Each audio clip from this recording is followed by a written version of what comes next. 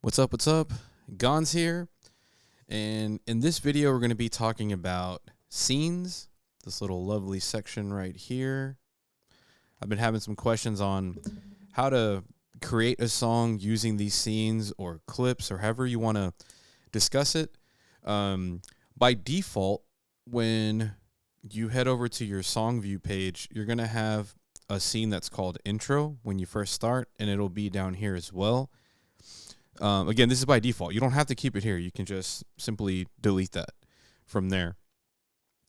So I had went ahead and picked a drum loop that I wanted to start building a track with. And I had a little flip up on the video I made. So it's probably going to jump cut to this next section here. But again, we were talking about scenes. We're going to keep it moving. Let's go.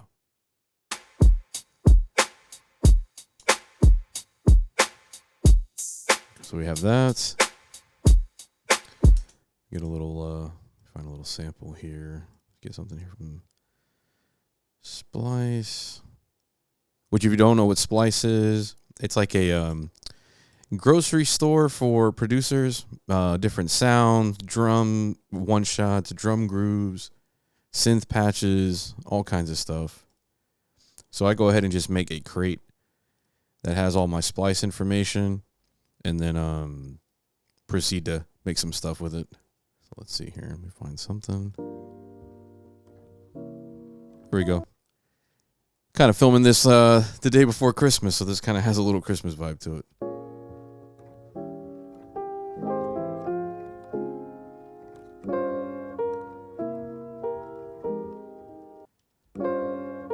Dun, dun, dun. Dun, dun, dun. I'm actually going to make this tone a little bit longer on my tempo. There we go. It's there.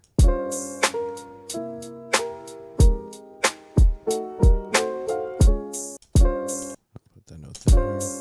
Oops, it should be R. There we go.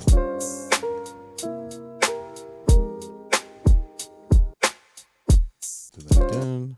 Got that right there. Put this on that section there.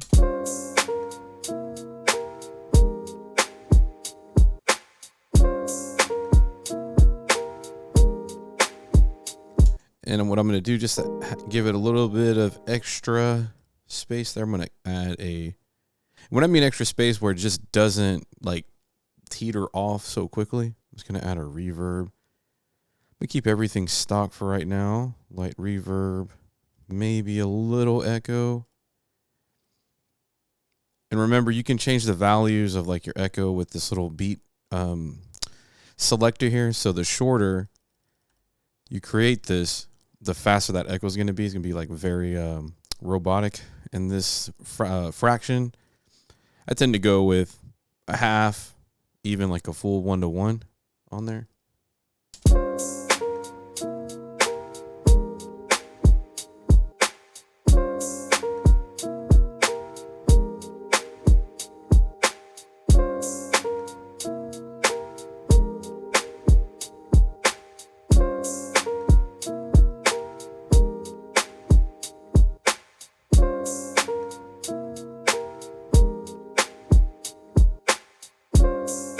There, we have something simple.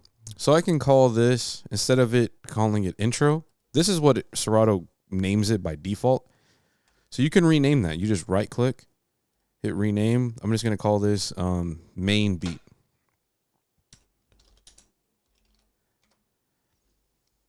So now we have our quote unquote main beat.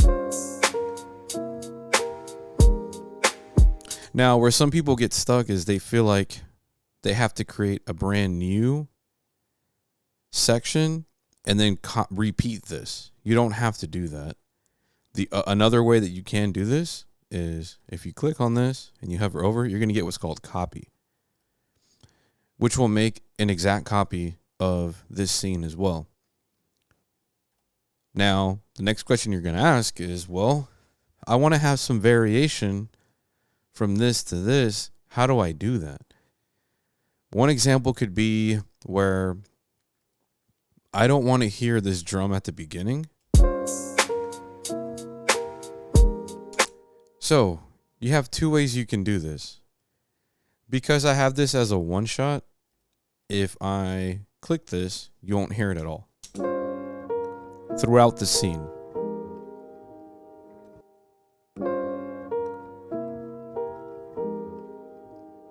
But then your next question is, well, I want to hear it at a certain point. I just don't want to hear it in this first bar. So say I want to hear it where the snare comes in right here. I'm going to go to automation. It's this little robot here on the top right hand side. You click on that. It's going to open up this automation panel.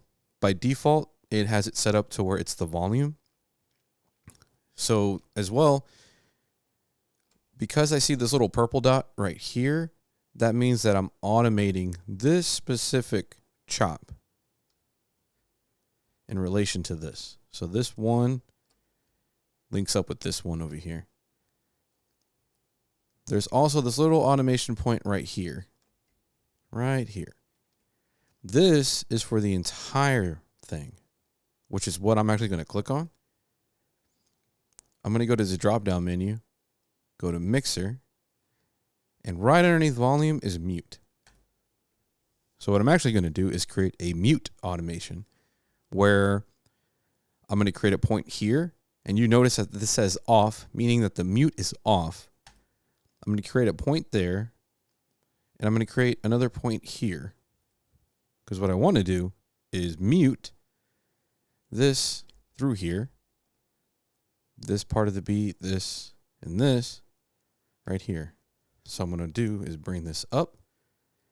And if you notice, the mute is on only in this part here. So when I play it, you're only going to hear this part of the sample, but not this part of the drum. Watch. Now we're back.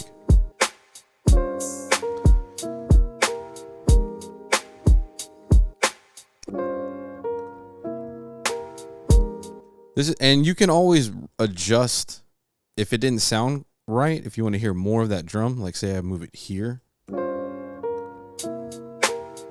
kind of like that, where the hi-hat comes in as opposed to the snare.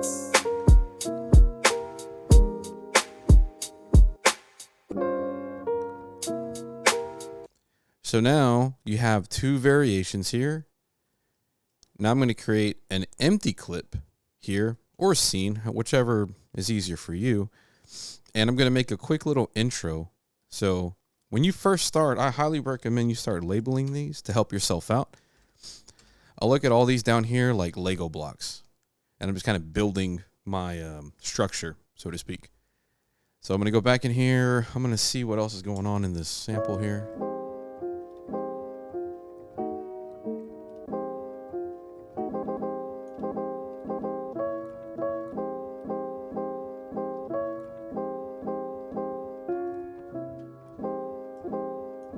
I'm going to put this at half. It sounds too stretched. Just experimenting here. Experimenting. That's it. That's the name of the game. Having fun. I know what I'll do. I'm just trying to have it where like that note doesn't hit right here. It's only this. Same with this also. And the way I'm doing that is when you have it in this trigger mode, you're adjusting the start and end points. There's like these little flags on the bottom right here that lets you adjust that. So it actually cuts off right there how I want to. Let me add an echo to that. Can't get enough of that echo.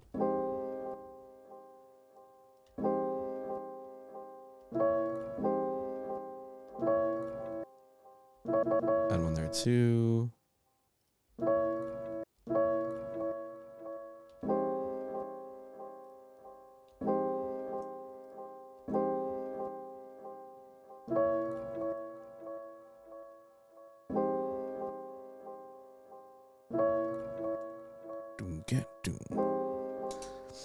And then now with this drum, I'm going to add like a little cool little.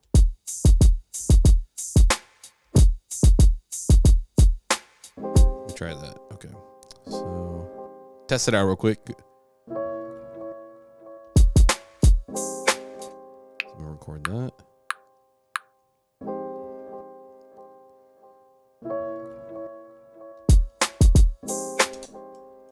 And the reason it trails over is because I didn't put a start and end point to that. But it's okay because once I put it in my song view, which this is your song view. So this is where your collection of things get sorted through.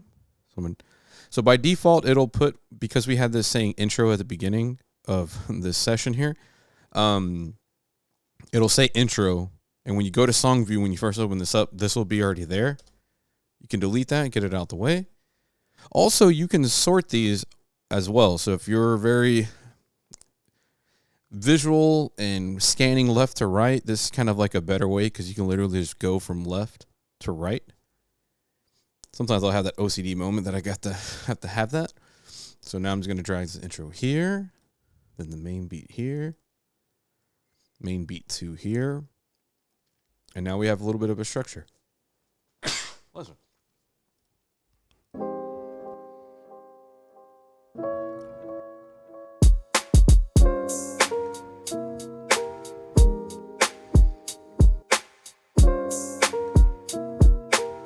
Now we have the mute coming up.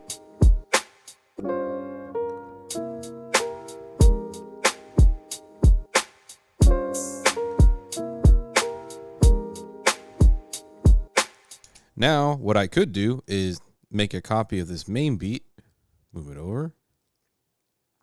So it says main beat 3, kind of keep the flow going.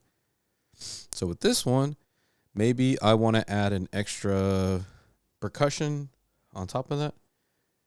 So let me find something here.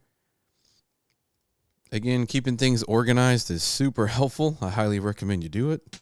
Let's see if this works.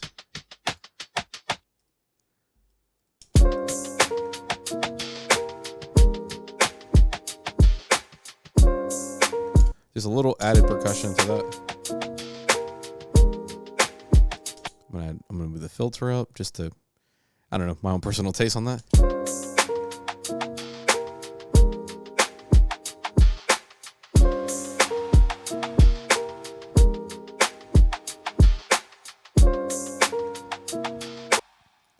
And then I want to add like a bass line to this.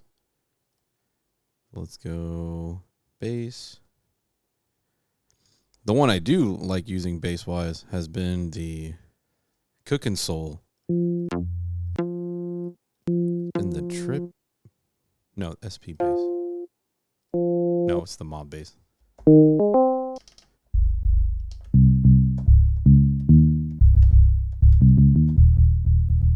There we go. And it's in the Cookin' Soul pack that Serato Studio has. Freezies, free 99. Free 99. Go check it out. I'll put the link in the description.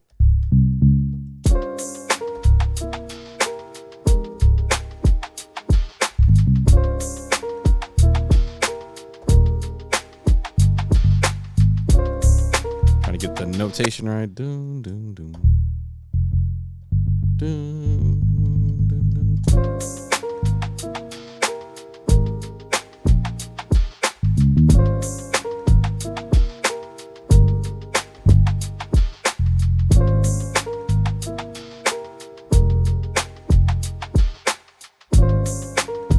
Not the greatest like keys player or bass player, so typically what I'll do is I'll just kind of sing out the melody and hear if I can get that tone right. Dun, dun, dun. There it is.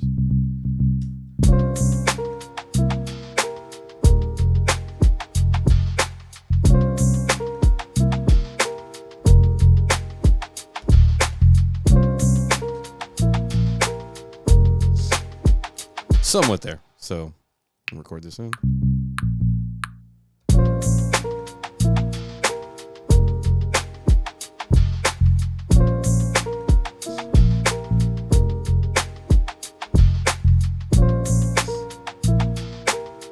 Adjust the bass on that a little bit. So now we have that.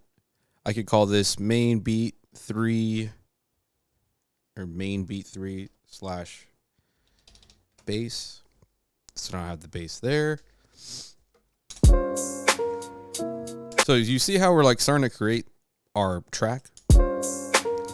Again, labeling, automating, or muting sections.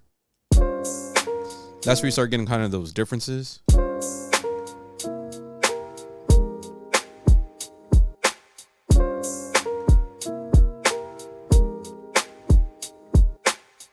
Gets muted.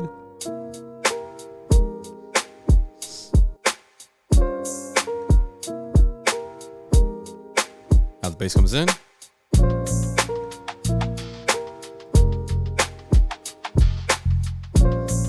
I'm going to make the same copy here. I'm just going to add like a little maybe sweeper sound effect.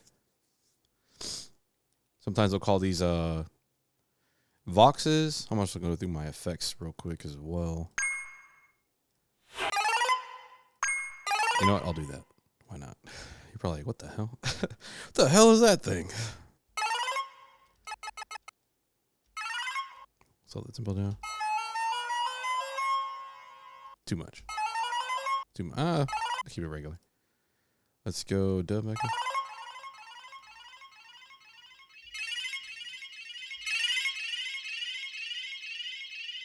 Okay, I'll stick with that. This will probably sound ridiculous, but it's just to show you how we're starting to kind of create these transitions and linking them all together. I'm gonna do this in one-shot mode here. Let me test it out real quick.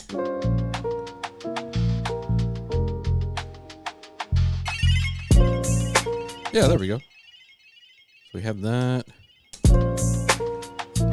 Maybe a little Philly fill.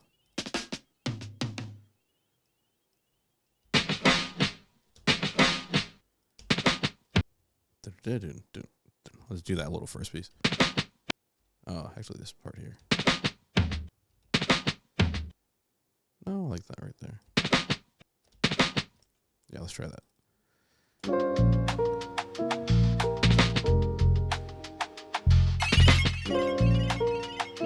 Change the tempo a little bit. Test that out. No, it's too early.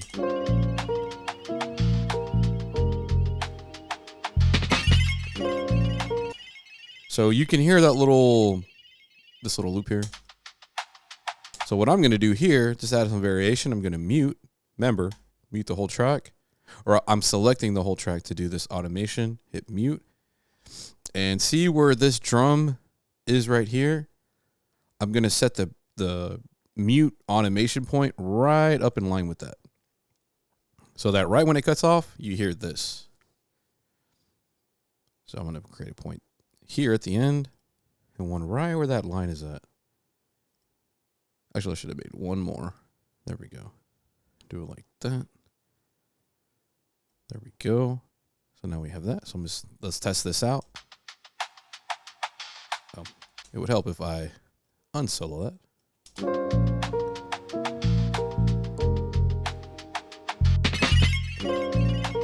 Actually, let me bring it a little ahead. There we go.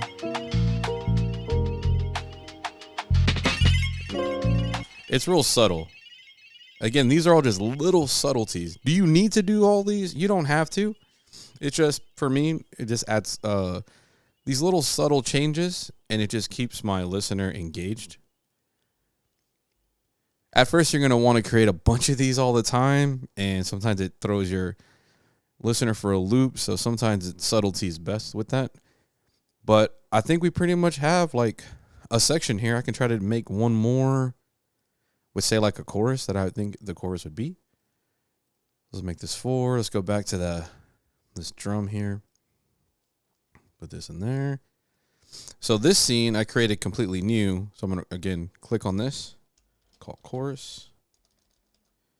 Make sure you spell it right, buddy. There we go. We have a chorus section there. So again, we have chorus. Main beat 3/bass 2. Main beat 3 bass. Main beat 2, main beat 1. You could put 1 if you wanted to. Intro. So we're just following the line, basically. So then the chorus would be here. And then you could repeat everything over again if you wanted to, or you make this new main beat on this side with like a mute and kind of start the process over again. We have that. Go back to this piano.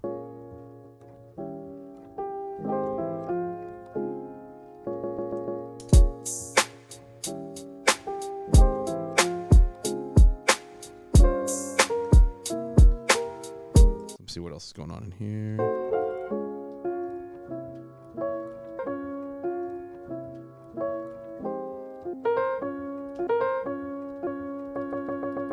See if that works.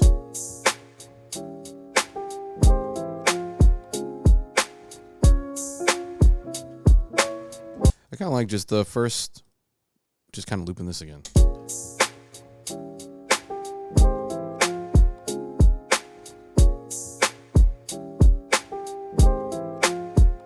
Okay, now I'm going to add the other little drum stick here, or I might actually do a different percussion. See, now my brain's kind of just trying to think of other things to add to this. So, top loop.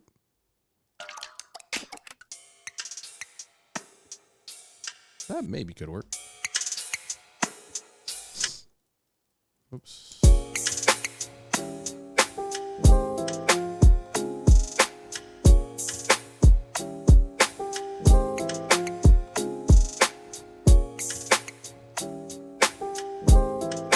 That kind of works. Let me test out a little bass on here.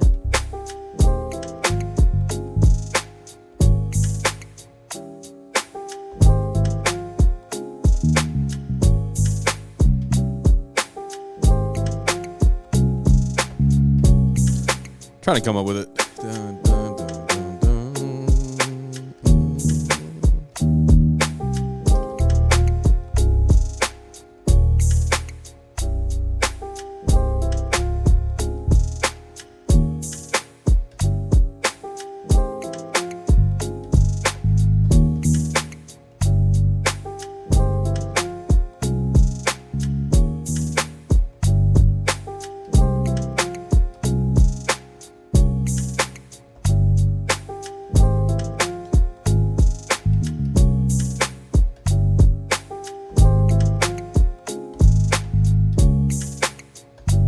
There we go. I think I got it.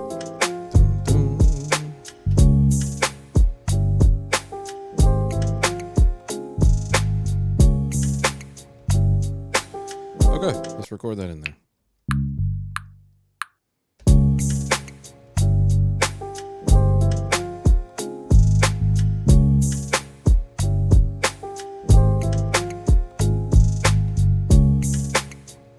There we go. Now we have a chorus. Now, for the most part, we have our choruses at 8 bars. So if I needed to make this 8, I can hit the plus again. And now I have the chorus at 8 because it just copied these first 2 sections here. So I don't have to replay this here, which is kind of nice.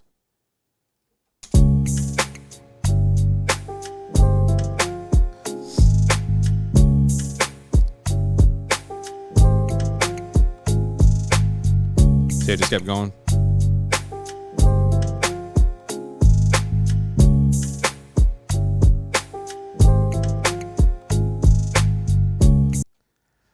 So then, say if I wanted to end this, you know, I can go empty, and I could say maybe ender, call it ender, make it maybe 4 bars, and then I want like a piano note to hit at the very end. So I'm going to find, perfect. I'll just hit that right there. So now I created a little point there. Drag this to the end here. Then I'll play that. And hopefully this is making sense to you guys. If you're first starting out, it can feel a little daunting, but you know, just in practice and just asking questions. You know, I love how all of you ask questions, and I try my best to answer it to make it easier for you. Just let me know.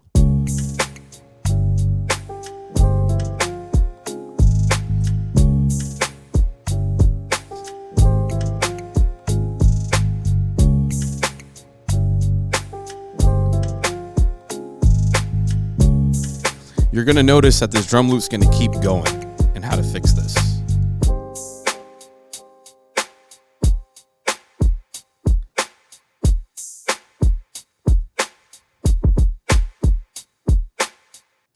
which that ending was fine. However, what I didn't want is that drum to play all the way through here, through this ending. So there's two ways that you can fix this. Because right now, when you try to like export your track, what'll happen is whatever's at the very end, say you had it where it echoed out, it'll cut off that echo little tail here. So I create, these extra little clips. Sometimes I used to call them like ghost scenes where things just kind of carried over, or you can call it ender scenes. What I do, or one thing you can do, is if you have some chops left, I like to make a little chop at the very end, or add any little blank space right here. And then I put it on one shot. And I lower the volume all the way down. So basically, I'm making this like a silent cue or a silent mute, or like a mute prompt for this little chop that I made. So now, because it's being triggered, that whole loop that was playing earlier is going to get cut off because it's thinking that it's a chop, even though I brought the volume all the way down. I know that was a mouthful, but you're going to see now that drum loop is not going to carry over. Oh, you know what? I messed up because I just realized since I brought the volume down, I didn't automate the volume to go down.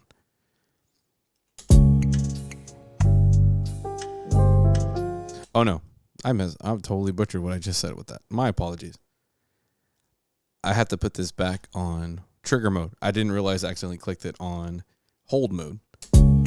There we go. There we go. Now you're going to see it playing through, and then at the ender, it's going to stop.